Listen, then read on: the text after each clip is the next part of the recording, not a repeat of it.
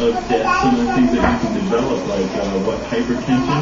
Yeah, hypertension, I think Parkinson's disease you can get if you sleep more than 9 hours. Too much or too little? Yeah, but the trick is, I mean, everyone's a little bit different, but the trick is to get that right amount of sleep. Like, no more eggs? Did you use them all? Between 6 and 8 hours.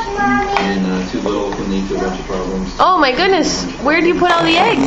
Get another University of Chicago study that in the scones? Followed, I think, 10 healthy men in their 20s. I think they were college students. And they got 4 hours of sleep per night.